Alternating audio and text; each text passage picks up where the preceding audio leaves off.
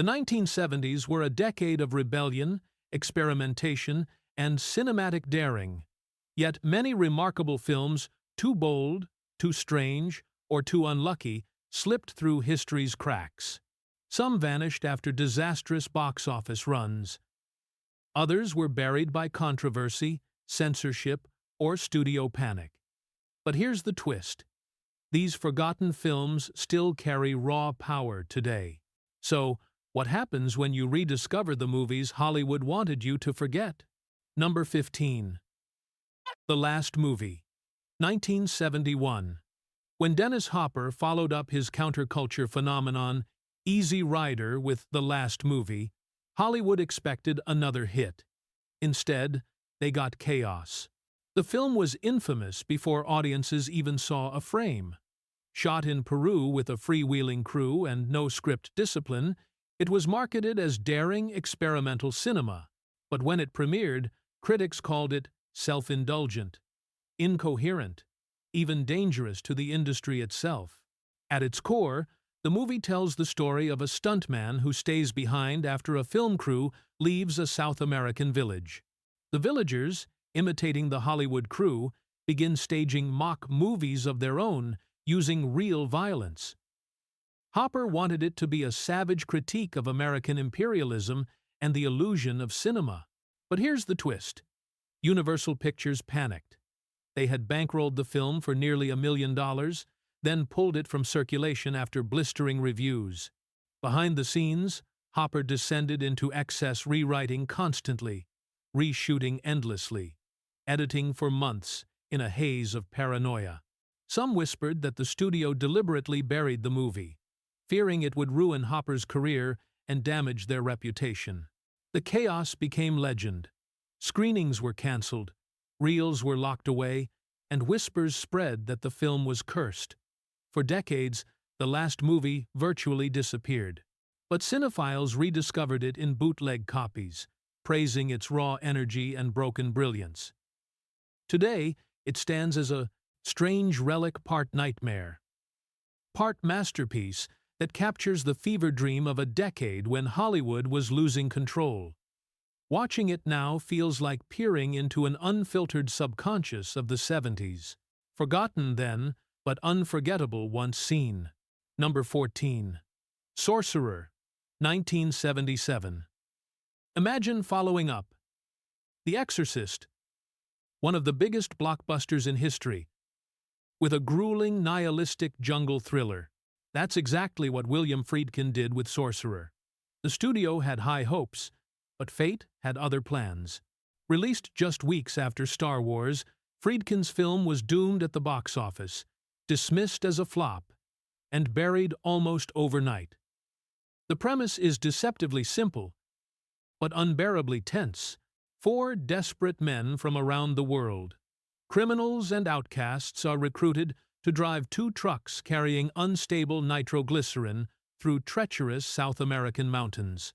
One wrong bump, one careless breath, and the cargo will explode. Friedkin shot on location in the Dominican Republic, enduring swamps, floods, and months of production hell. Cast and crew collapsed from exhaustion. Trucks sank in rivers. The budget spiraled out of control. But here's the kicker. The danger was real.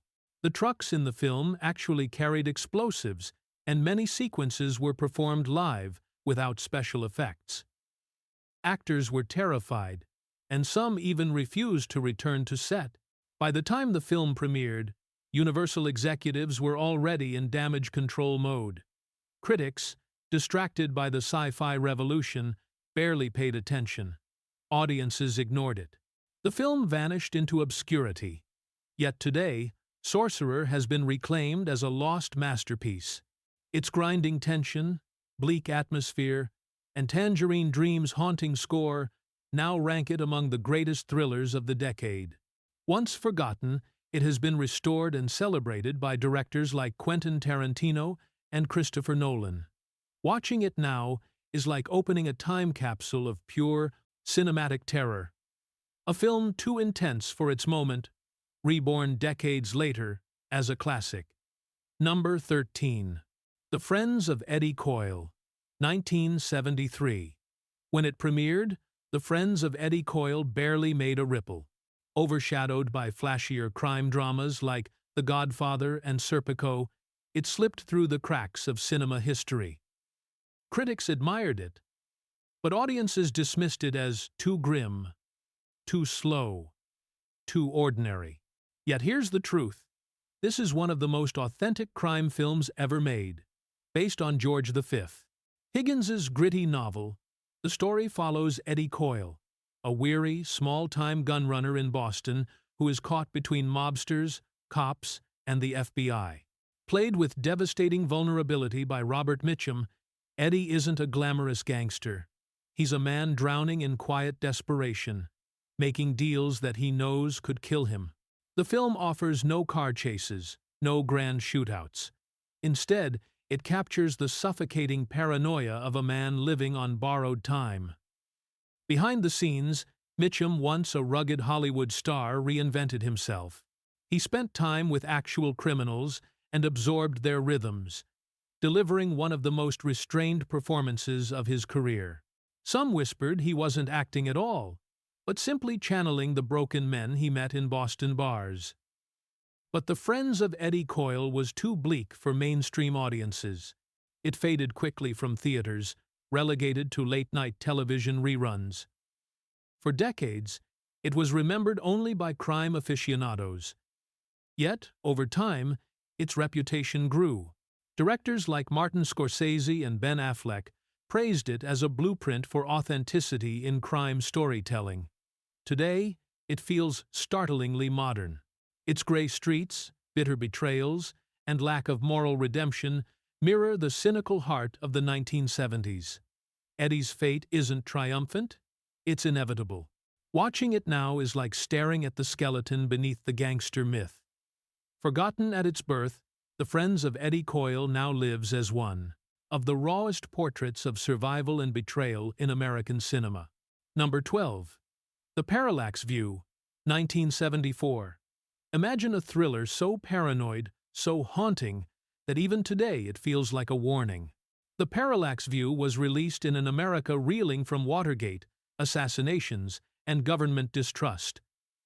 On the surface, it seemed like another political thriller, but underneath, it was something far more dangerous. A film that dared to whisper that democracy itself might be a facade.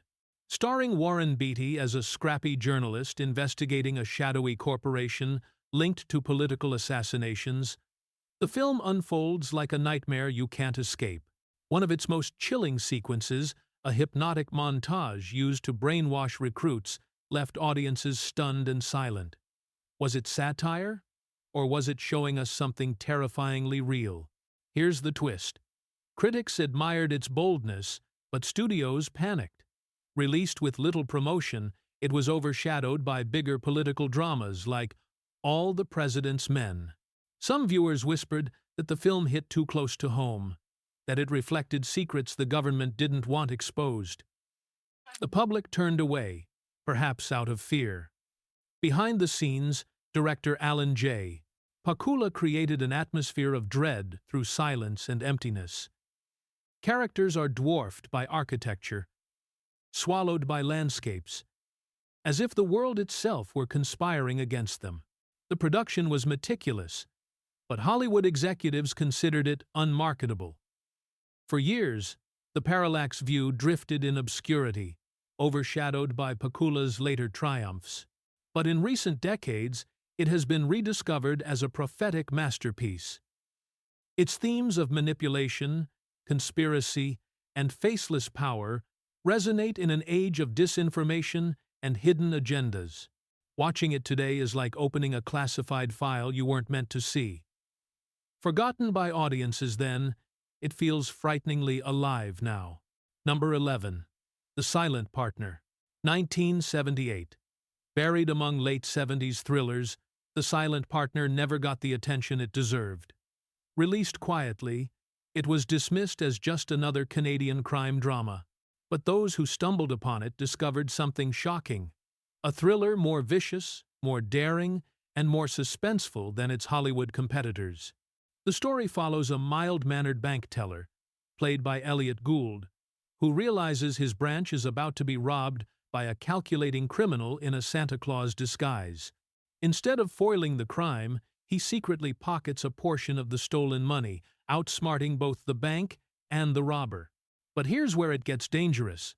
The robber, played by Christopher Plummer, isn't just clever. He's sadistic, unpredictable, and utterly ruthless.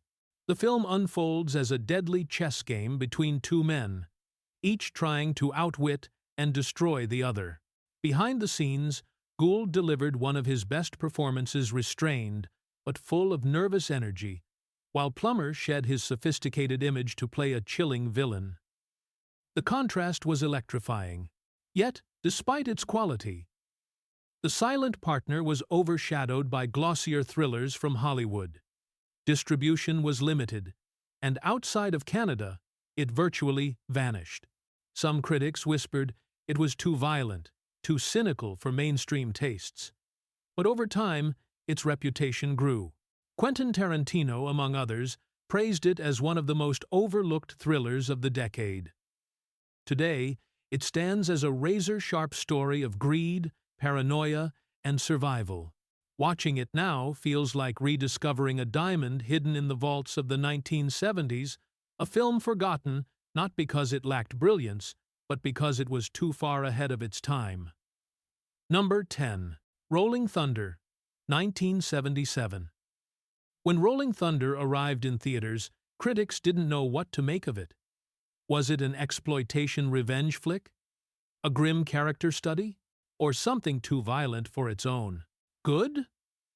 Audiences turned away, uneasy with its brutality, and distributors quietly buried it. But here's the truth.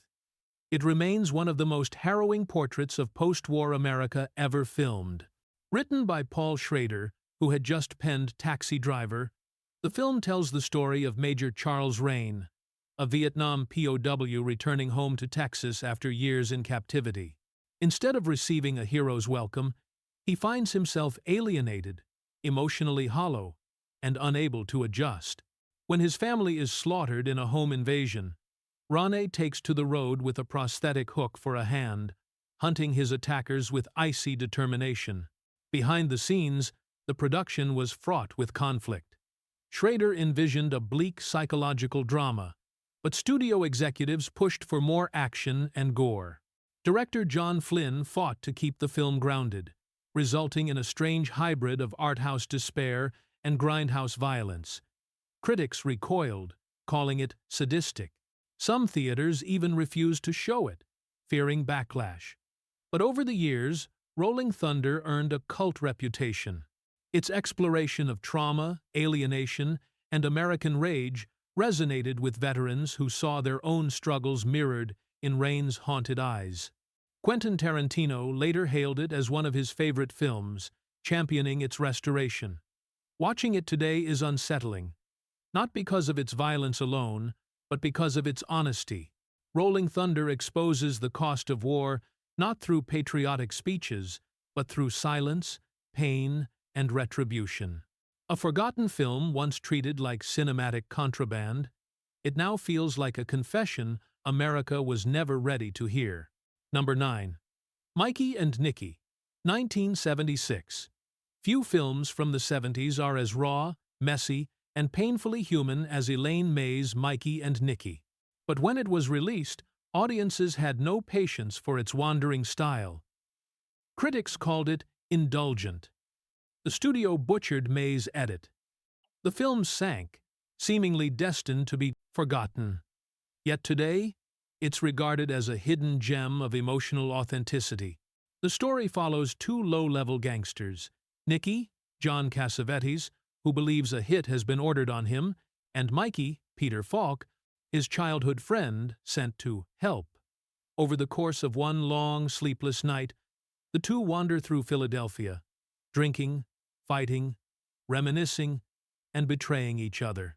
The plot is loose, almost invisible.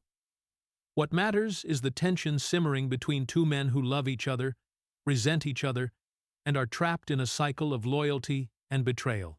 Elaine May battled Paramount executives during production. She shot mountains of footage, reportedly over 1 million feet of film, obsessively capturing every improvisation, every twitch, every silence between Cassavetes and Falk. The studio panicked, declared her unfit to finish the film, and seized the reels. May sued, and her version wouldn't resurface for years. Critics dismissed the film as shapeless, but May's vision was radical. A gangster story stripped of glamour, exposing the fragile, childlike dependence beneath hardened exteriors. For decades, it languished in obscurity, whispered about as a lost experiment. Today, cinephiles embrace Mikey and Nicky as one of the most honest depictions of male friendship ever captured. Its chaos is deliberate, its silences as powerful as its betrayals. Watching it feels like eavesdropping on lives, unraveling in real time. A forgotten disaster turned into proof that cinema can be as messy, heartbreaking, and human as life itself. Number 8. A Boy and His Dog, 1975. Before Mad Max defined post-apocalyptic cinema, there was A Boy and His Dog. Released quietly in 1975, it was dismissed as too strange, too offensive, too unsettling for mainstream audiences. Yet today, it's hailed as one of the most daring science fiction films of its time. The premise is bizarre. In a desolate wasteland after World War IV, a young scavenger named Vic, played by a teenage Don Johnson, roams with his telepathic dog, Blood. Together, they survive by scavenging, scheming, and hunting. But when Vic stumbles upon an underground society masquerading as a twisted version of small-town America, the story takes a darker turn, revealing the hypocrisies of civilization itself. Here's the twist. The film was adapted from Harlan Ellison's novella, and Ellison himself had a complicated relationship with it. He admired its daring but hated its shocking ending, which left audiences disturbed and divided. Critics attacked its cynicism. Some theaters refused to screen it. For years, it existed only as a cult oddity, whispered about among science fiction fans. Behind the scenes, director L.Q. Jones struggled to balance satire with brutality. Don Johnson, years before Miami Vice, gave a performance that critics overlooked, but fans later praised for its raw vulnerability. The real star, though, was Blood, the cynical, sharp-tongued dog voiced by Tim McIntyre. Their bond became one of the strangest yet most poignant partnerships in science fiction. Forgotten by the mainstream, A Boy and His Dog later influenced filmmakers from George Miller to James Cameron. Its DNA is embedded in every dystopian wasteland that came after. Watching it today is like staring at a blueprint for a genre dangerous, sarcastic, and unforgettable. A film once dismissed as too strange has become a prophecy of the world's cinema would soon embrace. Number 7. The Long Goodbye, 1973. When Robert Altman reimagined Raymond Chandler's classic detective Philip Marlowe in The Long Goodbye, critics and audiences recoiled. Humphrey Bogart's tough, romantic Marlowe had been a cultural icon, but Altman delivered a shaggy, disheveled Elliot Gould, mumbling through the 70s in a crumpled suit, out of step with a corrupt, cynical world. The film was a commercial disaster, dismissed as a parody. The plot follows Marlowe as he tries to help a friend accused of murdering his wife, only to become entangled in a labyrinth of lies, betrayal, and organized crime. Unlike classic noir, Altman's world is drenched in daylight, its moral rot laid bare in the California Sunday. Gould's Marlowe is less a hard-boiled hero than a confused observer, wandering through a society where everyone is compromised. Behind the scenes, Altman clashed with the studio. Executives wanted a conventional thriller, but Altman insisted on an anti-detective story, one that mocked the genre while exposing its outdated ideals. He encouraged Gould to improvise and purposely undercut traditional hero moments. When preview audiences booed, United Artists panicked and slashed its release, essentially dooming the film. Yet, time has been kind. The Long Goodbye is now recognized as one of the greatest neo-noirs ever made, a sly dismantling of myths about masculinity, justice, and honor. Its dreamlike pacing, John Williams's haunting theme, and Gould's unorthodox performance feel startlingly modern. Watching it today is like witnessing the death of the classic detective and the birth of a more unsettling, ambiguous cinema. Forgotten in its own era, The Long Goodbye has become one of the defining films of the decade. Number 6. Performance, 1970. When Performance finally hit theaters, Warner Brothers executives were horrified. They had expected a stylish crime thriller starring James Fox and Mick Jagger. What they got instead was a psychedelic fever dream about identity, sexuality, and power. The studio shelved it for nearly 2 years, fearing public outrage. The story begins with James Fox as Chaz, a violent gangster on the run who hides out in the decaying mansion of a reclusive rock star, Turner, played by Mick Jagger in his first major film role. What unfolds is less a gangster film than a surreal trip. Chaz and Turner's identities begin to blur, dissolving into violence, music, and hallucinatory imagery. Behind the scenes, chaos ruled. Co-directors Donald Cammell and Nicholas Roeg clashed constantly. Fox reportedly had a nervous breakdown during filming, retreating from acting for years afterward. Rumors swirled about Jagger's off-screen experiments with drugs and mysticism bleeding into his performance. Studio executives screened the rough cut and declared it unreleasable, calling it pornographic and deranged. When it finally saw limited release, critics were divided. Some hailed it as revolutionary. Others condemned it as incomprehensible filth.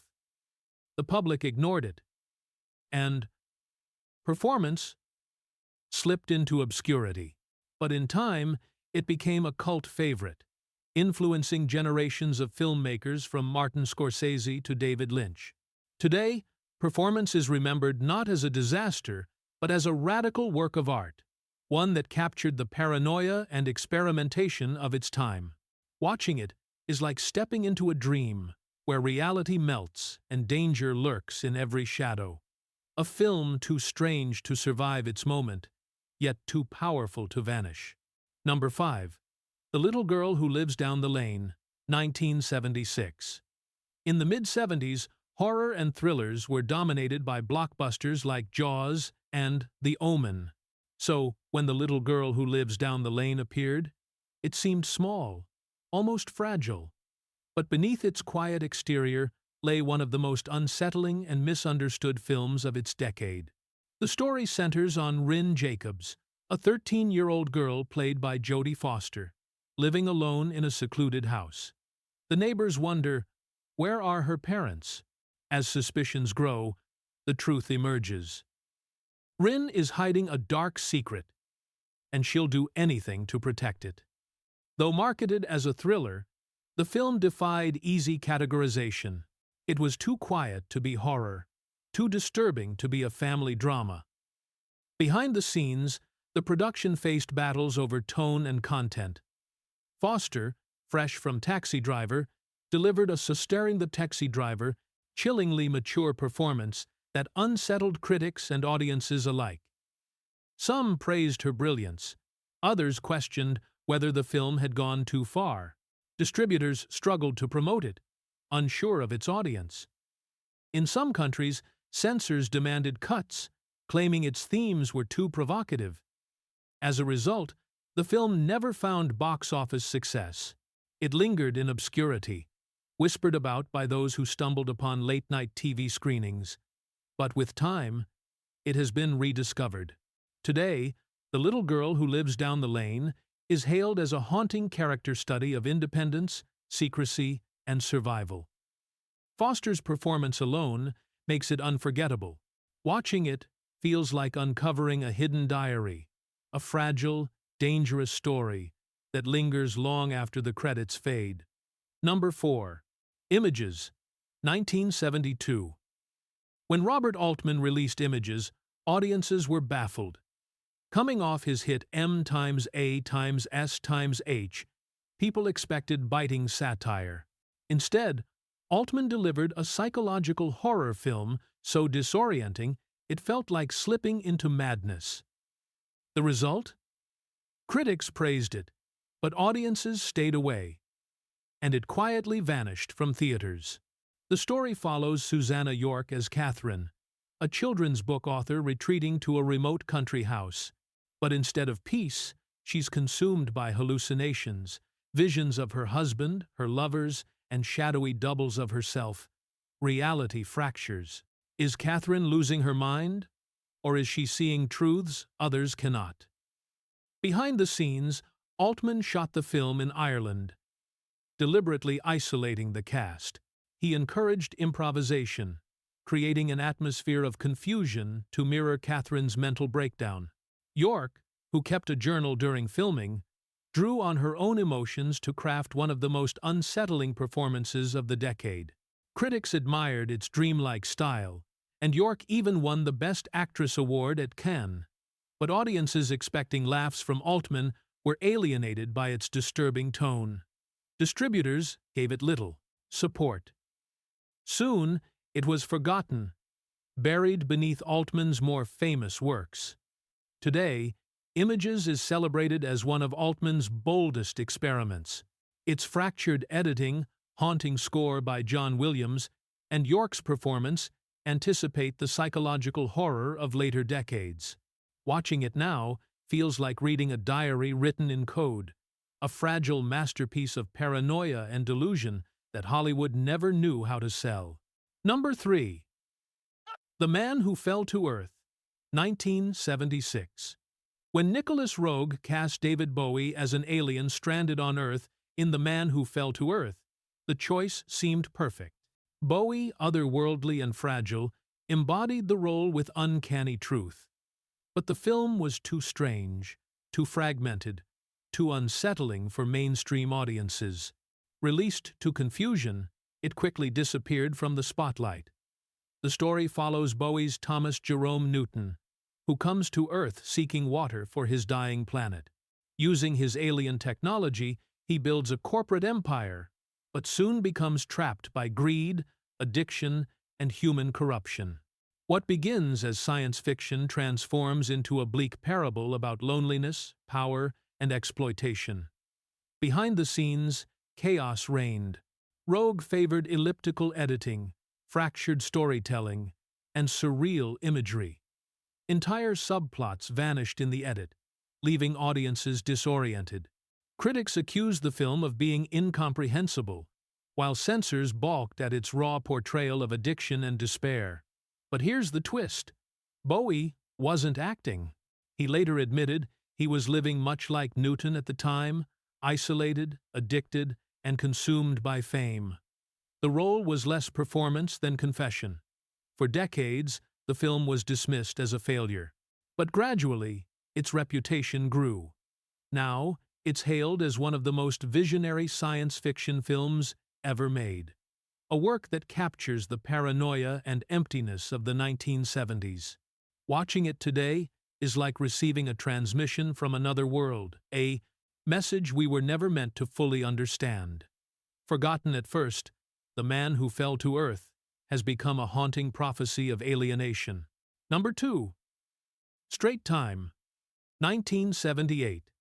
When Dustin Hoffman starred in Straight Time, expectations were sky high. Hoffman had just won acclaim for Marathon Man and All the President's Men. Yet, this bleak crime drama barely registered at the box office. Why? It was too raw, too hopeless, and too honest about life after prison. The film follows Max Dembo, a newly released ex-con who tries to go straight but finds himself trapped by a system that refuses to let him reform. When his parole officer humiliates him, Max returns to crime, sliding into a spiral of robberies and inevitable ruin. Hoffman's performance is quiet, restrained, but deeply unsettling, a portrait of a man crushed by fate. Behind the scenes, Hoffman initially directed the film himself, but quickly stepped aside, handing control to Ulu Grossbard. Still, Hoffman remained heavily involved, clashing with producers over tone and pacing. Studios wanted action. Hoffman wanted realism. The result was a grim hybrid that audiences found hard to stomach. Critics admired it, but moviegoers ignored it. For years, straight time remained an afterthought in Hoffman's career. But over time, it gained respect among crime film devotees. Directors like Michael Mann drew inspiration from its cold realism, while crime writers praised its honesty. Watching it today, Straight Time feels shockingly modern, a raw critique of a justice system designed to fail, and a haunting portrait of desperation. It's not glamorous, it's not redemptive, it's simply true, a forgotten gem that speaks louder with every passing decade. Number 1. Days of Heaven, 1978. When Terrence Malick released Days of Heaven, the studio had no idea how to sell it. It wasn't quite a romance, not quite a western, not quite an epic. It was whispered about as beautiful but strange. Audiences stayed away. And yet today, it is revered as one of the most visually stunning films ever made. The story is deceptively simple. Bill, Richard Gere, and Abby Brooke Adams, posing as siblings, travel with itinerant workers to harvest fields in Texas. When Abby catches the eye of a wealthy farmer, Sam Shepard, they devise a plan to secure his fortune. But nature, fate, and jealousy conspire against them. Shot largely at magic hour in the fading light of dusk, the film became a legend of production excess. Malick demanded endless reshoots, exhausting cast and crew. Cinematographer Nestor Almendros, working with natural light, crafted images so painterly they resembled living art. The production ballooned in cost, and executives grew furious. When it premiered, critics admired its beauty but struggled with its pacing. Audiences ignored it. It was considered a failure, and Malick, disillusioned, vanished from Hollywood for 20 years. But in time, Days of Heaven was rediscovered. Its imagery influenced generations of filmmakers, from Terrence Malick himself in later works to directors like Sofia Coppola and Paul Thomas Anderson. Its whispers, silences, and vistas remain timeless. Watching it now is like experiencing a cinematic prayer, fragile, poetic, and eternal. Forgotten at first, Days of Heaven has become the jewel of 70s cinema. The 1970s gave us blockbusters and masterpieces, but also these fragile, forgotten films, too daring, too strange, or too honest for their time. Rediscovering them is like unearthing buried treasures, each carrying the scars of their era. Which of these overlooked gems deserves a place on your watch list? Like, subscribe, and share your thoughts below.